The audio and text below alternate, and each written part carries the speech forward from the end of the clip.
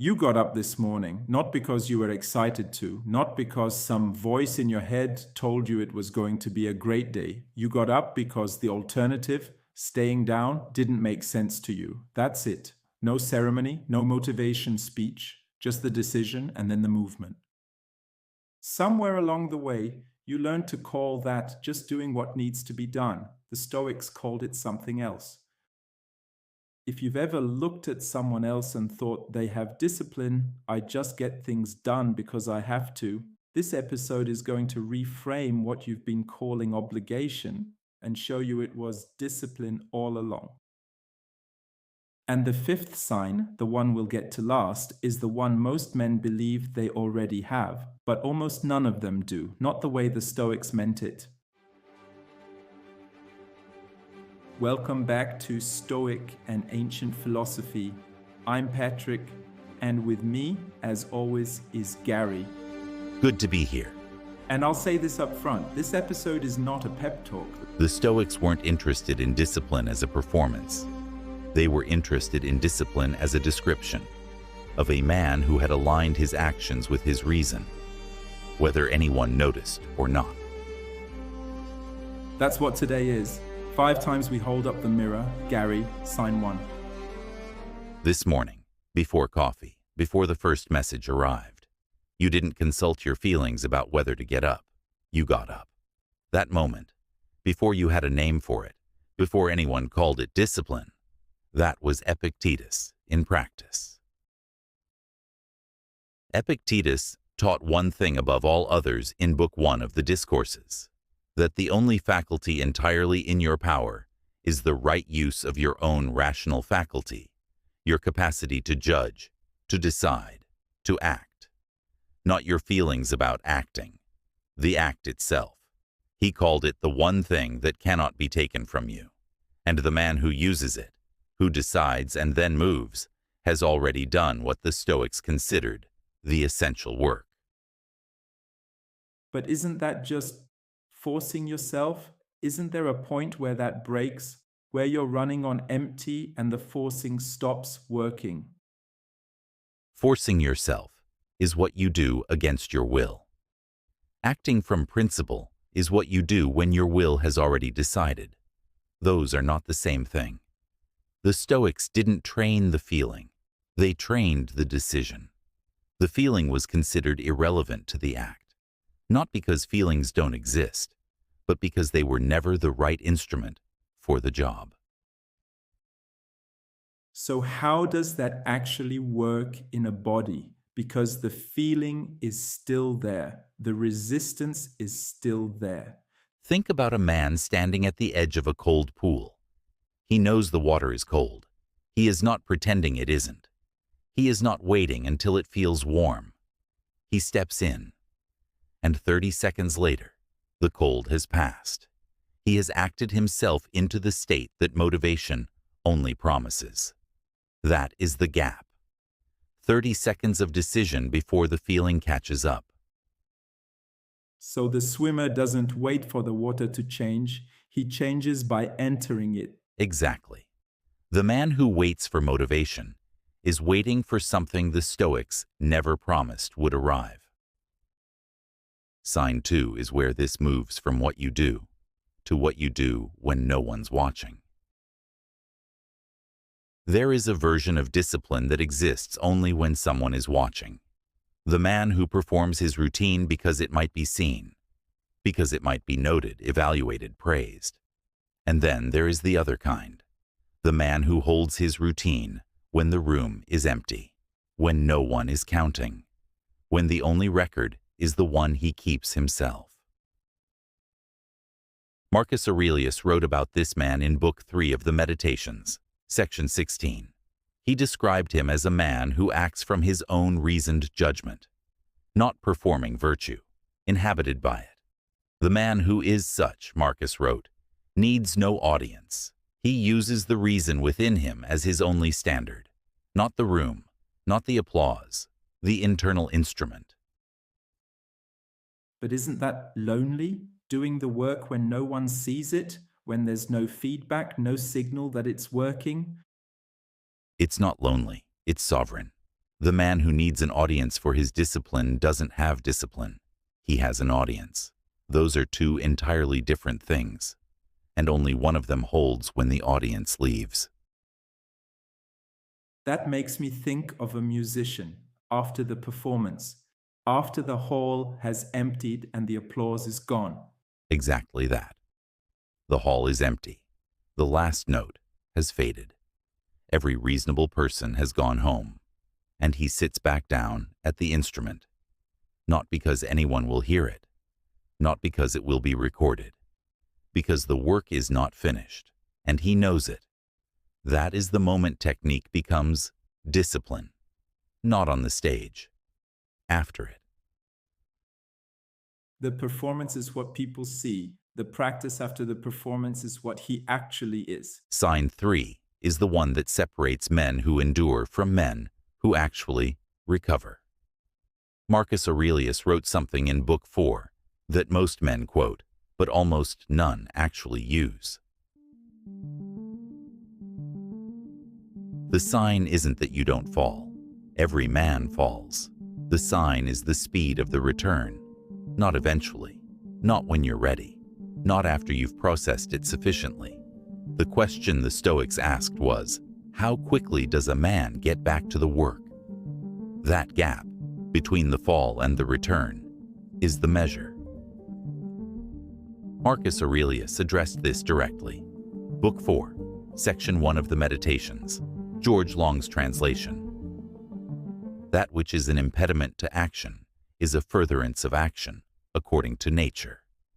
That which is an impediment to the road is a furtherance of the journey. He is not saying the obstacle doesn't exist. He is saying the obstacle is material. It is the thing you build the next move from. The fall is not the end of the sequence. It is data.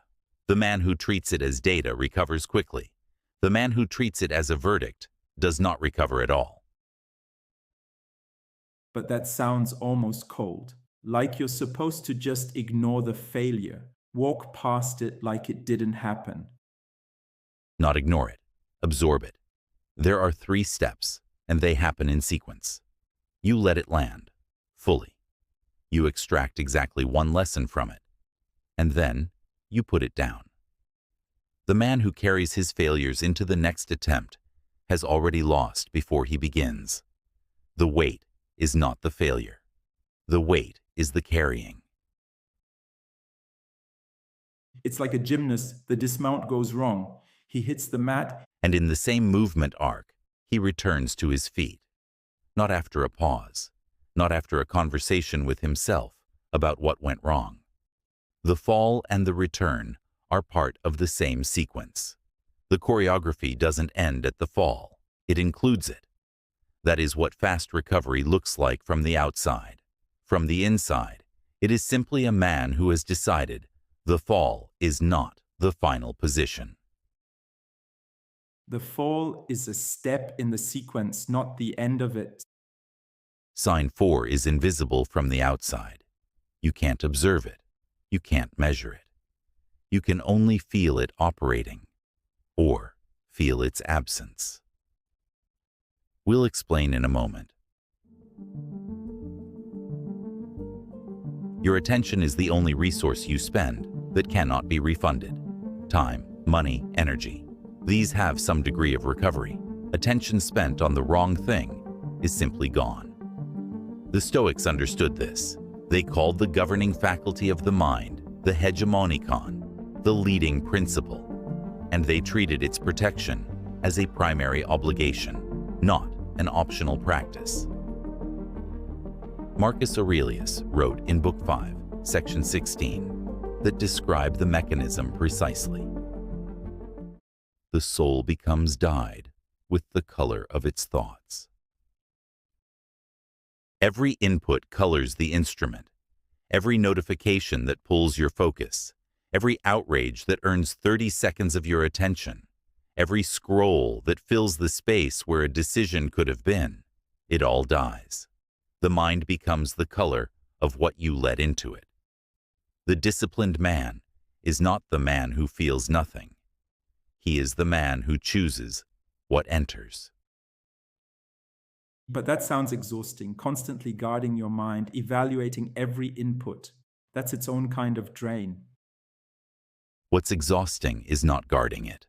A day spent letting everything in leaves you with nothing of your own by evening. The guard duty is the rest. Everything else is the drain. Like a gatekeeper, not every messenger gets through the gate. A walled city doesn't survive because its walls are high. It survives because the gate is managed. The gatekeeper doesn't refuse all entry. He evaluates entry. This messenger carries something useful. This one carries noise dressed as urgency. The disciplined mind operates the same way. Not a closed system, a curated one. The modern version of this is not complicated. Every platform you use is designed by people whose profession is to breach your gate. Not everything that demands your attention deserves it. That is not a philosophical position. That is an engineering observation about how these systems work. So the discipline isn't willpower, it's architecture. You decide what gets access before the demand arrives. Sign 5 is the one that explains all the others. Without it, signs 1 through 4 are just habits. With it, they become something else entirely. Signs 1 through 4 describe behaviors. They describe what a man does in the morning, in private, after a fall, at the gate of his attention. But behavior without a source is just habit, and habits break. What doesn't break is the standard a man holds himself to when no external measure is present. That is sign 5, and it is the one that makes all the others coherent. Seneca spent an entire letter, letter 41 of the Epistulae Moralis, on the question of where a man's real standard comes from. Not the standard his employer sets, not the one his culture rewards this decade, the one that is his. He arrived at a precise answer. Section 7. No man ought to glory except in that which is his own. And then, in Section 8, he names what that is. It is soul and reason brought to perfection in the soul. For man is a reasoning animal.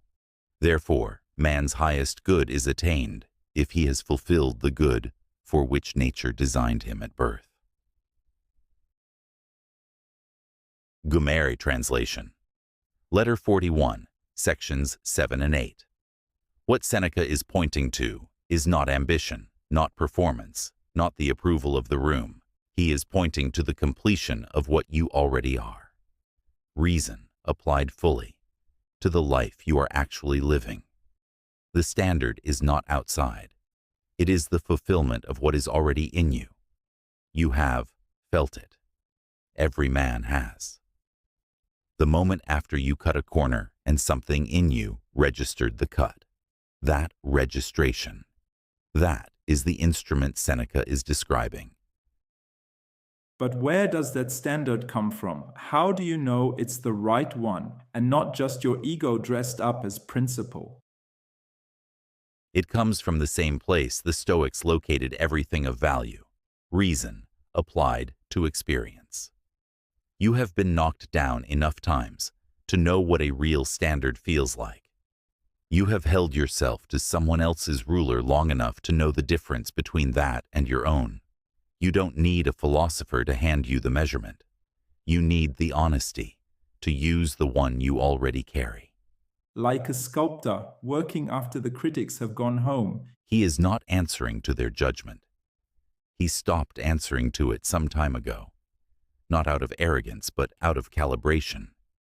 He hears something the work is telling him, an internal conversation between the craftsman and the material.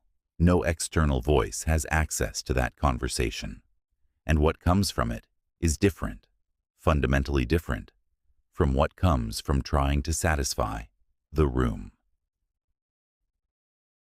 The man who holds himself to a higher standard than others expect. He is not arrogant. He is calibrated. There is a difference. Arrogance measures itself against others and finds them lacking. Calibration measures itself against its own instrument and finds room to work. That is what Seneca meant by fulfilling the good for which nature designed you, not exceeding others, completing yourself. 5 signs, 3 practices. Let's bring it together. 5 signs. If you've been listening, really listening, you've probably recognized at least one of them, maybe more than one. What we want to do now is give you 3 things you can actually use. Not systems, not programs, 3 anchors. Gary. The first one is called the morning decision. Before 9 a.m., one deliberate, uncomfortable action. Not because you feel like it, because you decided to. The decision is the discipline. The action is just the evidence that the decision was real. This is not about what the action is. A cold shower, a hard email you've been avoiding, a workout when the bed is warm. The specific choice is secondary. What matters is the sequence. Decision first, feeling second.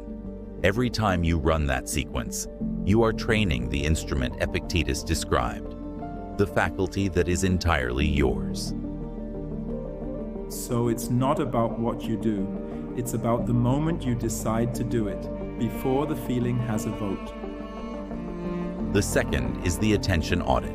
One 15-minute block today. No phone, no input. You and one thing that matters. Guard the gate. The Stoics called this protecting the leading principle. You will call it finally getting something done. The point is not the 15 minutes. The point is the choice of what enters that 15 minutes. You are practicing the gatekeeper function. One block, one thing. Every day it gets slightly easier to hold the gate for longer. 15 minutes. That's the whole practice. The third is the evening standard. One question before sleep. Not, was I productive today? Not, did I achieve enough? One question. Did I hold myself to my standard today, or to someone else's? That is the whole practice. What this question does is change what you pay attention to during the day. Because you know it's coming. You know that before you sleep, you will have to answer it honestly. And that knowledge, held lightly, not anxiously, begins to calibrate the instrument. Whose ruler are you using? That is the question Seneca's letter 41 was always pointing toward. And if you made it this far, drop one word in the comments. Decide, audit, measure, whichever practice you're taking with you. I read everyone. Until next Friday,